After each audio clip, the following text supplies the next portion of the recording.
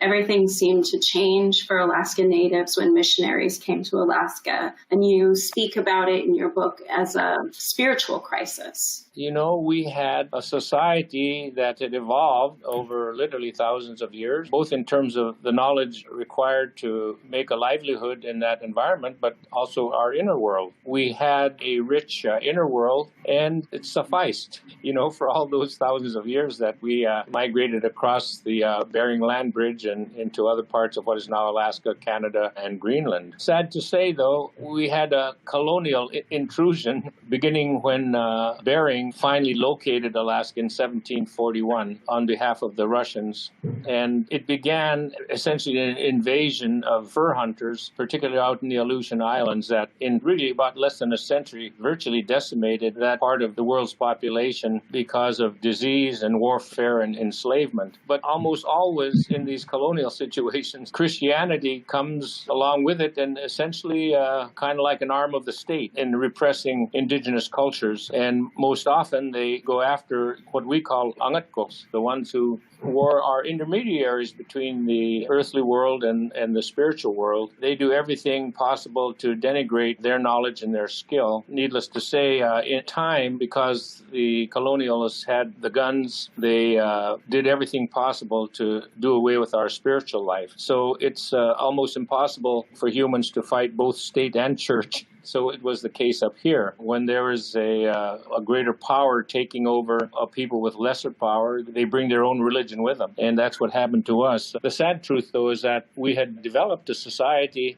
that treated one another pretty well. I mean, there were obligations and responsibilities, and there were values that were extremely positive, that were akin to the Ten Commandments. It was those values that were being really shunted aside because we were being overwhelmed with different values that were good, but our values were the ones that helped us understand who we were. So consequently, we had to begin to try to reconstruct our own value systems and to inculcate those into the new institutions that were coming at us fast and furious, including the corporation, I might add. Also, with the missionaries coming to Alaska, they brought new health issues, dental issues, and also other diseases. How did that play out?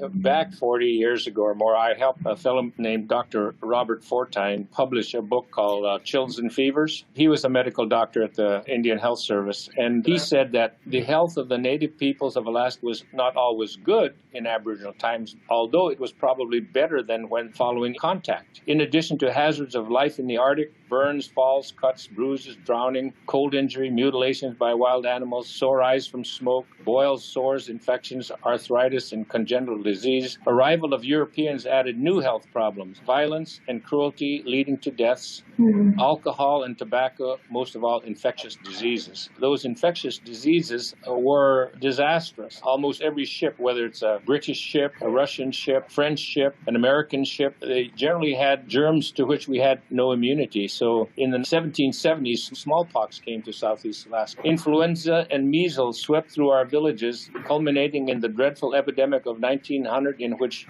both diseases ravaged the whole of the western Alaska from the Aleutians to the Arctic Circle. But in my youth, it was tuberculosis that was wiping us out. Almost every family was affected by TB. We lived in these small homes without sanitation. In fact, I lived in a household with a person who had TB. And almost every village, when you walked down the street, you could see blood on the snow because people were coughing up. So they had to build special sanitarium in different parts of Alaska to send our people. Those were the kinds of conditions that we had, but our health has improved mightily because our people are more engaged in healthcare now and in the delivery of the services, which we weren't back in those days. Right now in Alaska, homelessness is what we call in healthcare one of the social determinants of health, particularly for Alaska Natives. What is the connection between this huge change that really is fairly recent, I mean, in your lifetime?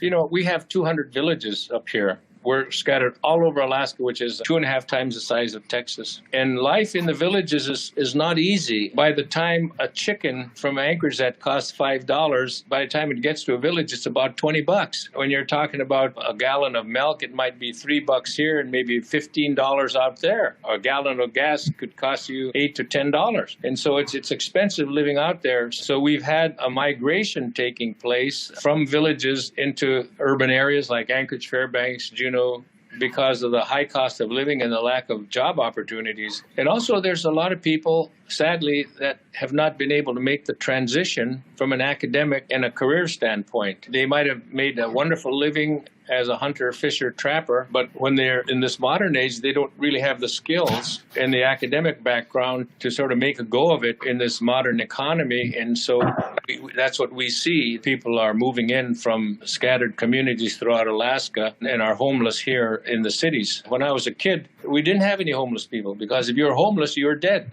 Do you have thoughts about how healthcare providers and the health system can support Alaskan Natives? It's such a destructive habit. At one point, it's been 30 years or more, we thought that a concentration on our value system would make a difference in how people perceive themselves. Because, we had been sort of beat down by racism and discrimination over some generations. And so it took a lot for us to build ourselves up from the inside. We're getting to a situation where funding is even more difficult because our oil revenues are plummeting, and we've used up the billions we had in our permanent fund. So I suspect that these problems are going to get worse rather than better.